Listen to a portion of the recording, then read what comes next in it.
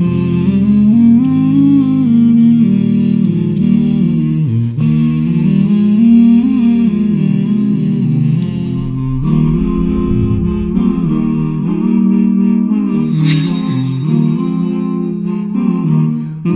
TV.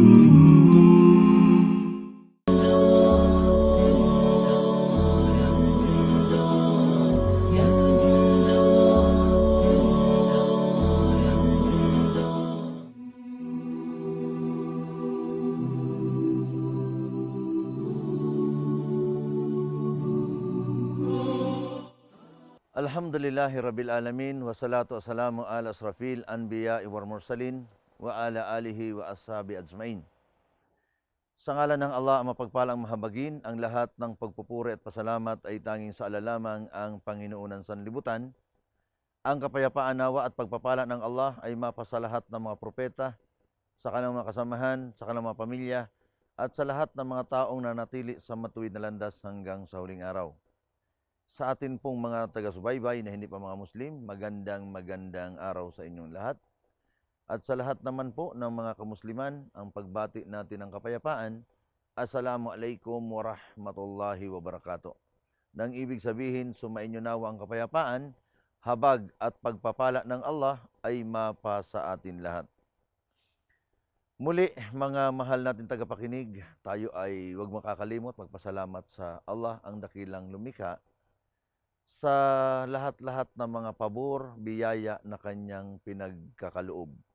Ang katotohanan, ang tagapaglikha ay walang kapaguran sa pagsustento sa kanyang mga nilikha. Ngunit nakakalungkot, maraming mga nilikha ang napapagod sa paglingkod sa kanyang tagapaglikha. Mga mahal kong tagapakinig, lalong-lalo na sa mga hindi pa mga Muslim, napakahalaga po ng paksang ating pag-uusapan.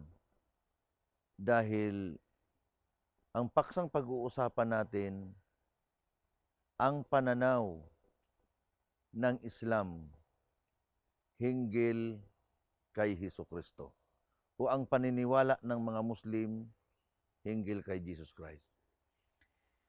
Mga mahal kong tagapakinig na hindi pa mga Muslim, dati nung hindi pa ako Muslim, ang akala ko ang mga Muslim ay hindi naniniwala kay Jesus Christ. Ang buo kong pagkakaakala, ang mga Muslim ay nire-reject si Jesus Christ. Yun ay malaking kamalian. Ang katotohanan, ang mga Muslim lamang ang talagang naglalagay kay Hesukristo sa talagang dapat niyang kalagyan. Pansinin po natin, alam ba natin mga mahal na tagapakinig na ang mga Hudyo, napakapangit ng paniniwala kay Jesus Christ at sa kanyang ina na si Virgin Mary?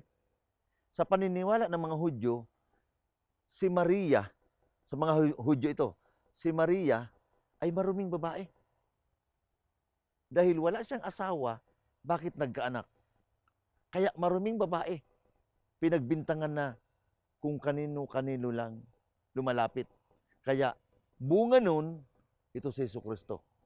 Kaya ang pangit ng pagkakakilala ng mga Hudyo kay Virgin Mary, maruming babae, at si Jesus ay anak o bunga sa pagkakasal. Yan ang paniniwala ng mga Hudyo. Dumako naman tayo sa mga Kristiyano, kung papaano binaba ng mga Hudyo si Virgin Mary at si Jesus Christ, sobra naman ang pag-angat ng mga Kristiyano. Si Maria ay ina ng Diyos at si Jesus ay isang Diyos. So napansin ninyo, mga mahal na tagapakinig, ang pagkakaiba. Sa mga Hudyo, si Maria ay maruming babae. Bakit? Dahil nagbuntis na walang asawa at si Jesus ay bunga sa pagkakasala. Sa mga Kristiyano, si Maria ay ina ng Diyos at si Jesus ay Diyos.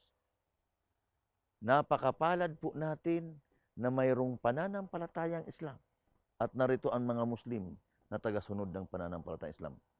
Ilalagay lamang ng mga Muslim, inilalagay ng mga Muslim si Jesus at si Virgin Mary sa talagang dapat nilang kalagyan. So, sino si Jesus sa Islam? Mga mahal na tagapakinig, kung ating babasahin ang banal na Quran, napakaliwanag. Nung si Angel Jibril ay nag-anyong tao, at nagpakita kay Virgin Mary. Ang sabi ni Angel Gabriel kay Virgin Mary, O Maria, mapalad ka sa lahat ng babae na ikaw ay nakatakdang magsilang ng isang batang sanggol na tatawaging Isa ibnu Maryam. Sa Tagalog, Isa, anak ni Maryam. Sabi ni Virgin Mary kay Angel Gabriel, papaano ako magsisilang ng batang sanggol na wala pang lalaking nakahawak sa akin? Ang sabi ni Angel Gabriel, anuman ang naisin ng Allah, magsasabi lang siya ng maging at mangyayari na.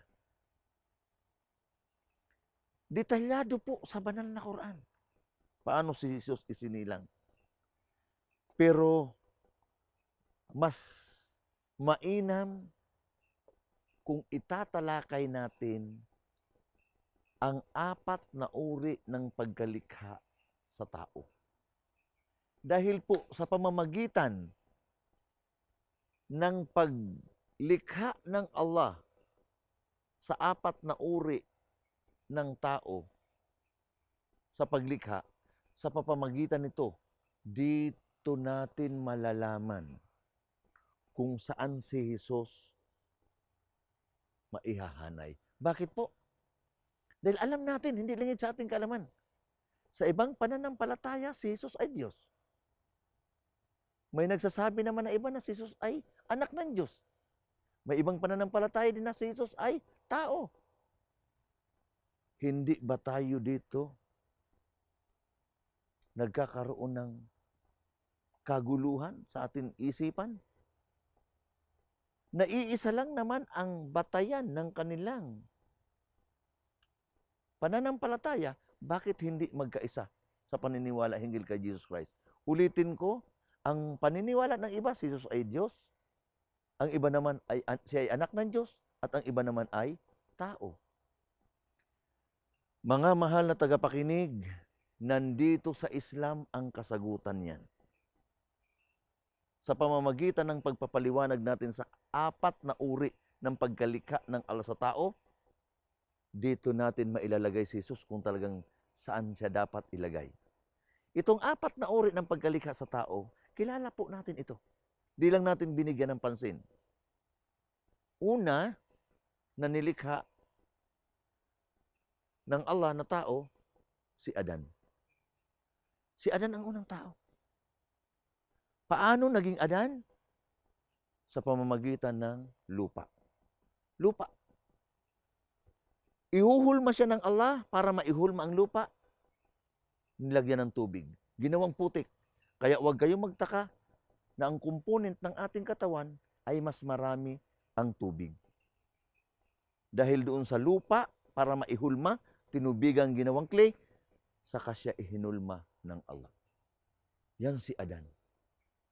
Unang tao. Tandaan po natin mga mahal na tagapakinig. Lupa na ginawang clay.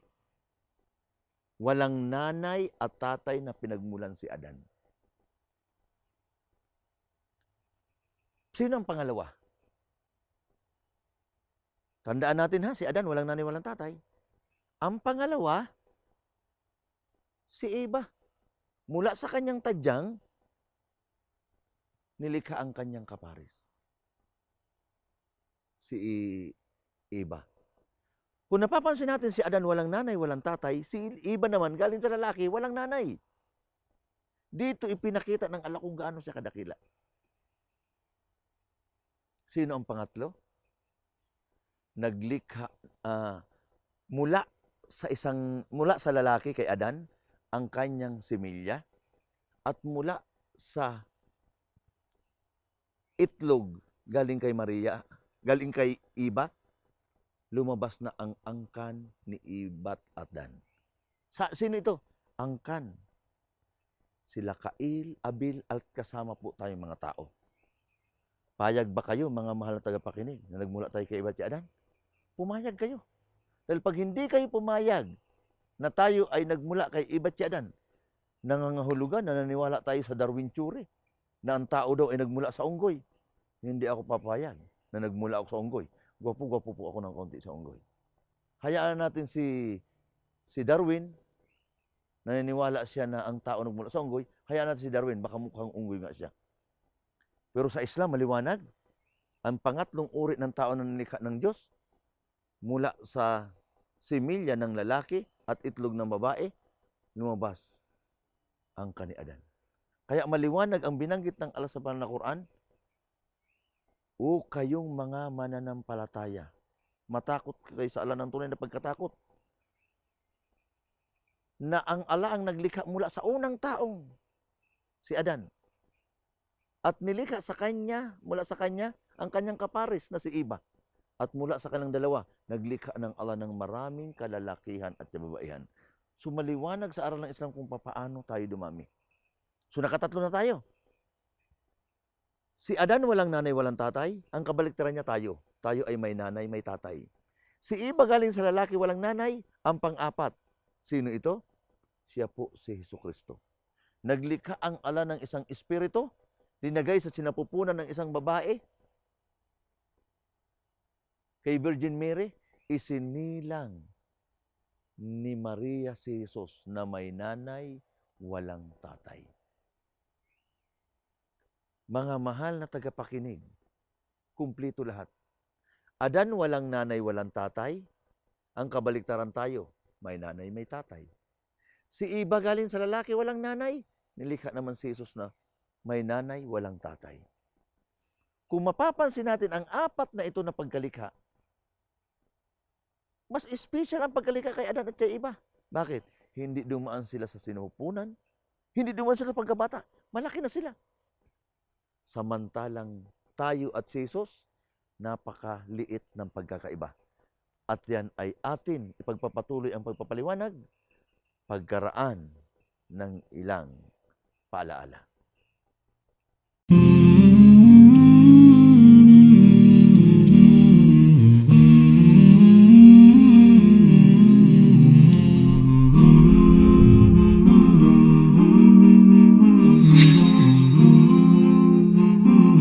Mensahe TV.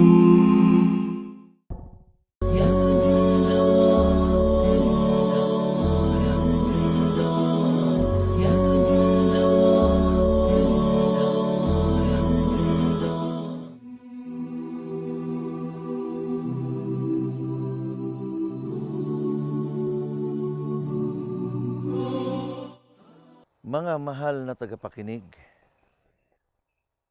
atin po itong lilinawin dahil dito po nagkaiba-iba ng pananaw ang nakakaraming Pilipino.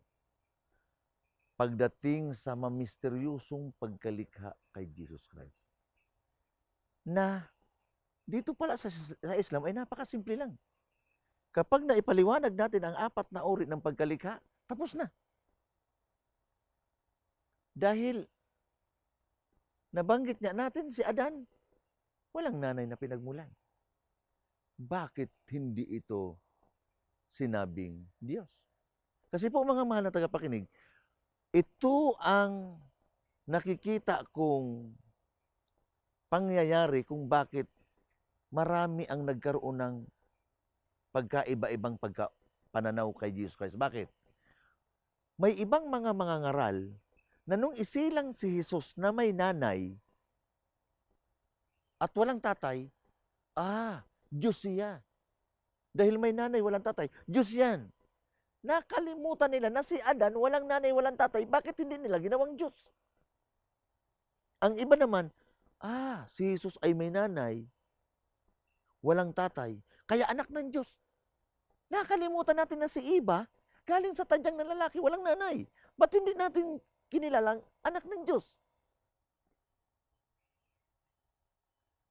Ngunit mga mahal na tagapakinig, tulad ng binanggit natin kanina, kung babalikan natin ang tatlong pagkakalikha, Adan walang nanay, walang tatay, tayo may nanay, may tatay. Iba galing sa lalaki, walang nanay, si Jesus naman may nanay, walang tatay. Wag na wag tayong magkakamali na si Jesus ay lalagyan natin ng tatay. Wag. Wag tayong magkakamali na si Maria ay lagyan natin ng asawa. Dahil masisira ang tatak ni Maria na ang tatak niya ay Birhen Maria. birhin. Kung lalagyan mo ng asawa si Virgin Mary, mawala ng tatak na birhin. Mayroon ba kayong kilalang babae na may asawa at birhin pa rin siya? Anong gagawin lang, magtitirigan, magdamag? Wag. Kaya si Jesus ay anak ni Maria. Saan si Jesus mahuhulog? Simple lang.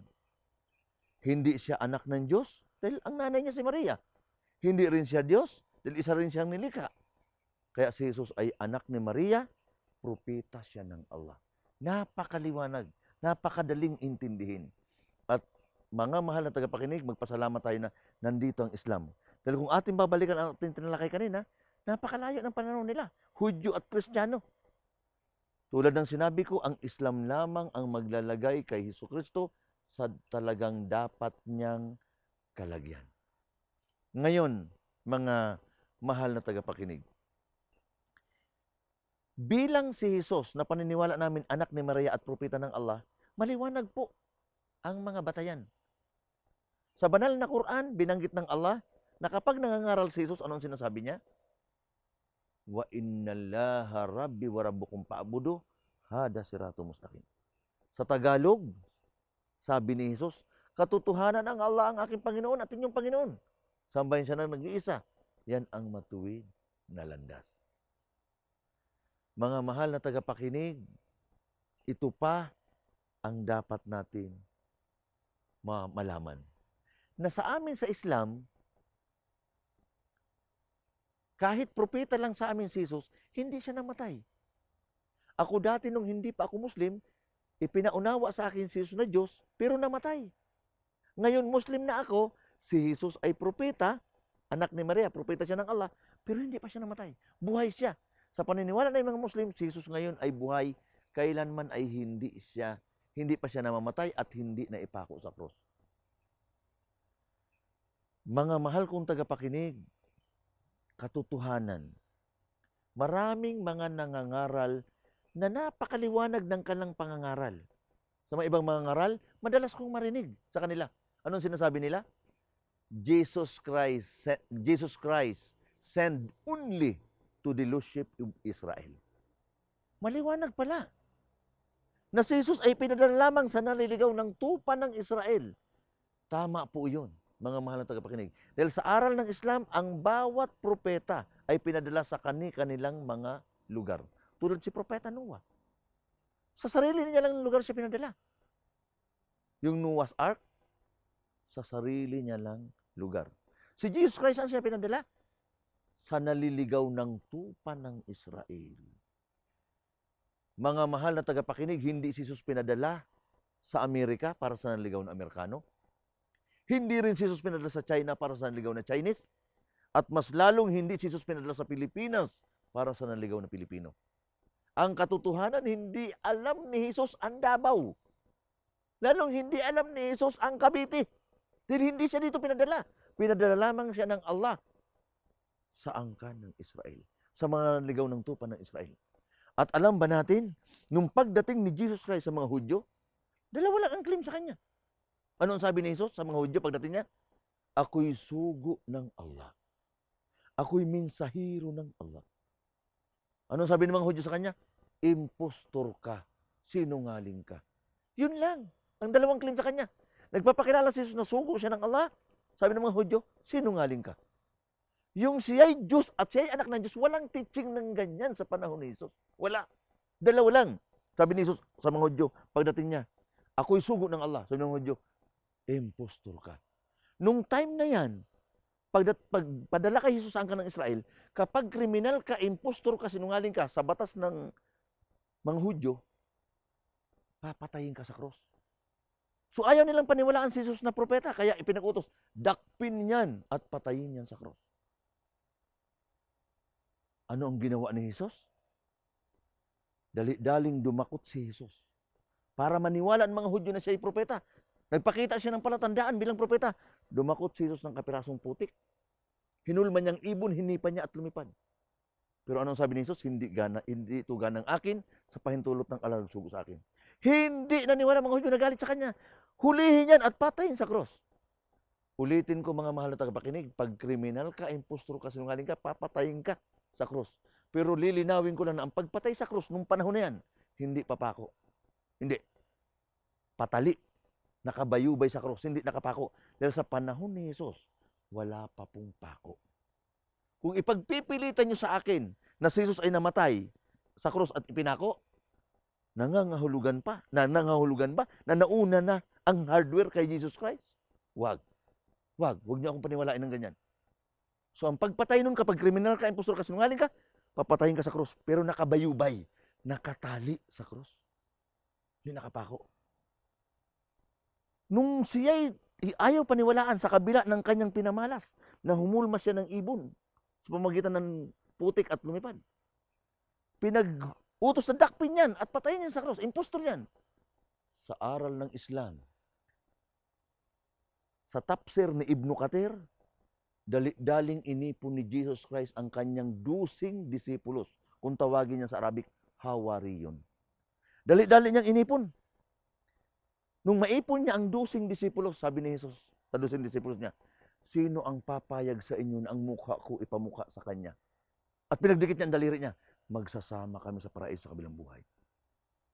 Ayun sa tafsir ni Ibn Kathir, ang tumaas ang kamay, yung pinakabatang disipulos. Nagulat si Jesus na sa dusing disipulos niya. Bakit yung pinakabata ang tumataas ang kamay?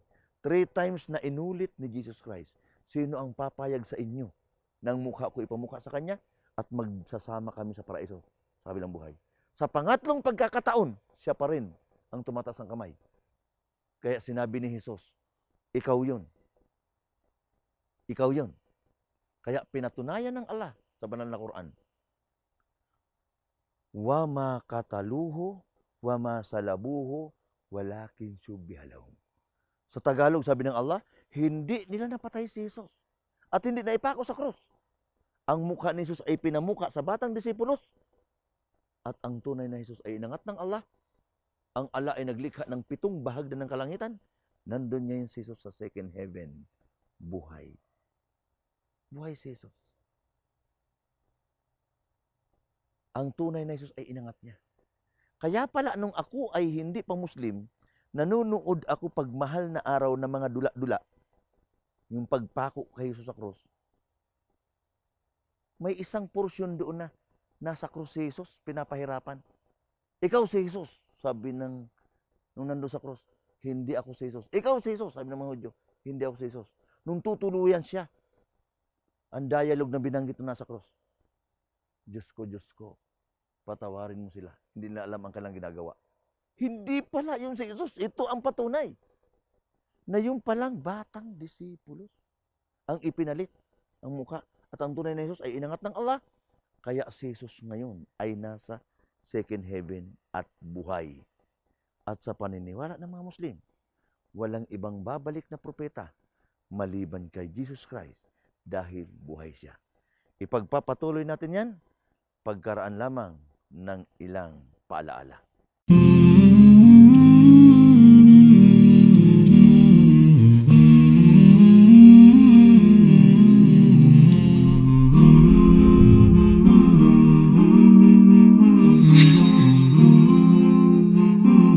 Mensahe TV.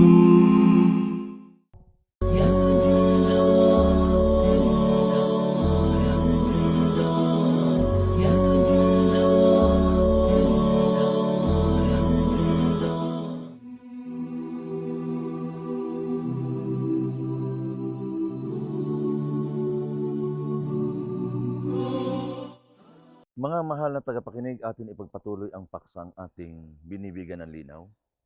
Tulad po ng aking sinabi kanina, sa lahat ng mga propeta, walang ibang muling babalik maliban kay Jesus Christ. Hindi na babalik si Propeta Muhammad, sumakanya na mga kapayapaan. Hindi na babalik si Solomon, si Moises, si Abraham. 6 feet below the ground na po sila. Patay na sila. Si Jesus lamang ang babalik dahil buhay pa siya. Inangat lamang siya ng Allah. Uulitin ko lamang mga mahal na tagapakinig. Sa panahon natin ngayon, walang taong namamatay na may kakayahang bumalik. Dahil kung may namamatay na tao at may kakayahang bumalik,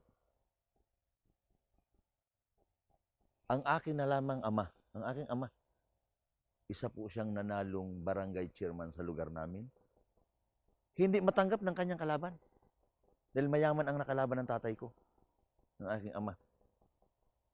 Pito lamang ang nilamang ng aking ama bilang barangay chairman. Hindi pumayag ang kanyang kalaban.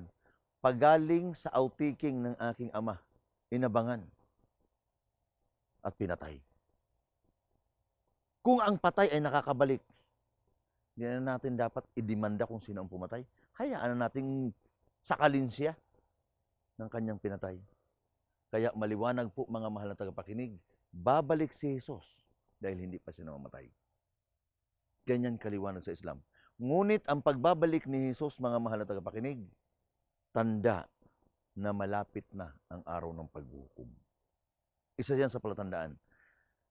Alam nyo ba, mga mahal kong tagapakinig, lalong-lalo na sa mga hindi pa Muslim, pilitin ninyong magkaroon kayo ng Quran. Basahin ninyo. Dahil nandyan na sa banal na Quran ang second coming ni Jesus Christ. Maliwanag na. Nandyan na. Mayroon akong hinandang paksa simula si Jesus nung isilang hanggang sa inangat siya. At natapos ko na rin yung paksa na siya'y bababa. Nakalagay sa banal na Quran. Kailan bababa si Jesus? Tanda na malapit na ang araw ng paghukom. Saan siya bababa? Sa Asyams. Ano itong Asyams? Yung lugar, binubuo yan ng Palestine, Lebanon, Syria. Saan? Sa puting minaret. Pagbaba ni Jesus, nakasuot lamang siya ng dalawang tela. Isang balabal sa baba at sa taas. Yan ang sinusuot ng mga naghahads na mga Muslim na lalaki. Yung ihram, rida at saka izar. At magpatong ang kanyang dalawang kamay sa pakpak ng anghel. Anong oras siya bababa? Ikamatusala ng dasal sa madaling araw, sa Fajr prayer. Ano ang mga misyon ni Jesus Christ sa muli niyang pagbabalik? Isa doon sa misyon ni Jesus Christ, papatayin niya ang mga baboy. Kung papaano niya ito papatayin, ang ala nakakaalam. At sasabihin ni Jesus na hindi niya yan pinapakain sa tao. Pangalawa, sisirain ni Jesus ang mga krus. Kung paano niya ito sisirain, ang ala nakakaalam. Sasabihin sa mga tao na hindi ako namatay sa krus. May darating bago si Jesus dumating sa muli niyang pagbalik, may mauunang darating yung isang Antichrist. Ang pangalan niya ay si Masih Ad-Dajjal. Isa sa mission ni Jesus Christ, siya ang makakapatay dito kay Ad-Dajjal sa pahintulot ng Allah. Isa pa sa mission ni Jesus Christ, aalisin niya ang tax. Tax aalisin niya ni Jesus Christ. At si Jesus ay sasama sa mga Muslim. Papangunahan niya na ipanawagan ang mga tao na bumalik sa Islam. At pagbalik ni Jesus Christ, hindi na siya propeta. Hindi na siya propeta. Bakit? Dahil kung pagbalik pa niya, propeta pa siya, masisira ang sinabi ng Allah sa Banal Quran. Makana Muhammadun aba ahadi min rijalikum walaki Rasulullahi wa khataman nabiyyin. Sa Tagalog noon, sabi ng Allah, si Muhammad ay hindi ama ninyong mga kalalakyan. Bagkus siya ang pinakahuli sa lahat ng mga propeta. So ngayon, sa second coming ni Jesus Christ, kung propeta pa siya, ay di parang lumalabas na siya ang huling propeta. Kaya pagbalik ni Jesus Christ, hindi na siya propeta. Ngunit, isa siyang matuwid na pinuno. Just ruler. Yan ang papel ni Jesus Christ. Pagbalik niya. Mga mahal kong tagapakinig, alam niyo ba ang mangyayari? Yung pagdating niya sa second coming ni Jesus Christ, magiging masagana. Ayun yan sa aral ng Islam. Magiging abundant. Bakit? Dahil ang mga Muslim mismo napasaway. Mga Muslim mismo na pasaway. Tutuwid. Dahil pag nakita sa panahon na yan, makikita ng mga Muslim na pasaway, nandyan na si Jesus Christ. Nandyan na si Isa ibn Maryam. Si Isa anak ni Maryam. Ay alam nila na ang pagdating ni Jesus Christ, tanda na malapit na ang araw ng paghukom. Kaya magtitino na yan mga yan.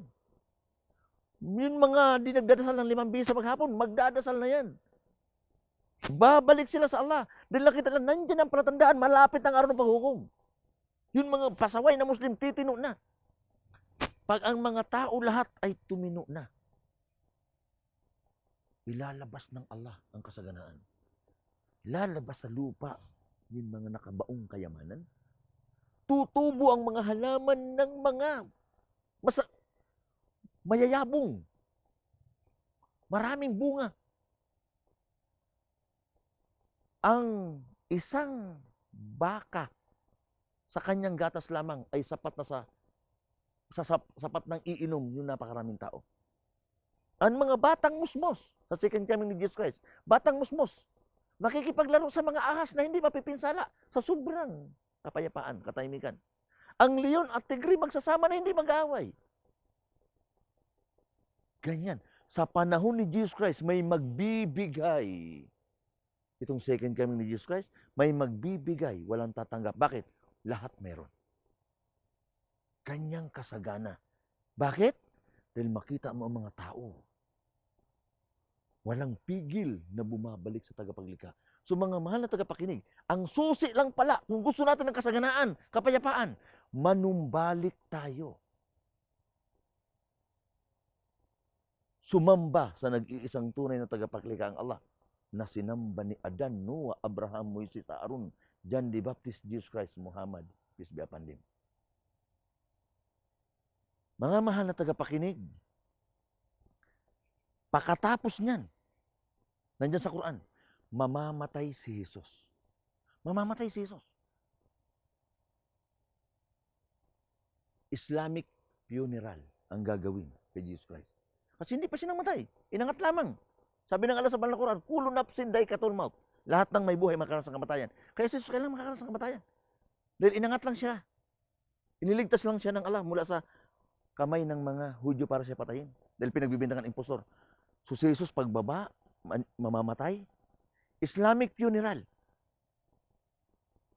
Papaliguan lang siya ng mga Muslim, babalutin ng puting tila, at ililibing sa lupa. Libing sa lupa. Hindi na ibabalsa mo, wala ng lamay, libing. At pagkatapos nun, magpapadala ang ala ng banayad na hangin, na ang sino mang may maliit na katiting na pananampalataya sa Allah, malalanghap yun at sila'y mamamatay. Yung mga believer, mamamatay. Bakit? Ititira lamang ng Allah bago niya iganap ang paggunaw ng mundo. Walang believer na matitira. Ang matitira lamang ay mga disbeliever para sila ang makasaksi sa kahindik-hindik na mangyayari paggunaw ng mundo. So mga mahal na tagapakinig, ganito po kalinaw sa aming mga Muslim, sa pananampalatayang Islam, hinggil po kay Jesus Christ. Si Jesus Christ ay anak ni Maria, propeta siya ng Allah. Ang nanay ni Maria ay si Hana. Ang tatay ni Maria ay si Imran, galing sa angkan ng mga propeta. Maraming salamat sa atin mga mahal na taga-subaybay. Dalangin ko sa Allah na ang paksang ito magbigay nawa ng linaw sa kaalaman at kaisipan ng atin mga mahal na taga-subaybay, lalong-lalo na ang hindi pa mga Muslim, upang sa ganon, mailagay natin si Jesus sa talagang dapat niyang kalagyan. Sa mga hindi pa Muslim, magandang araw sa inyong lahat, at sa mga Muslim, Assalamualaikum warahmatullahi wabarakatuh.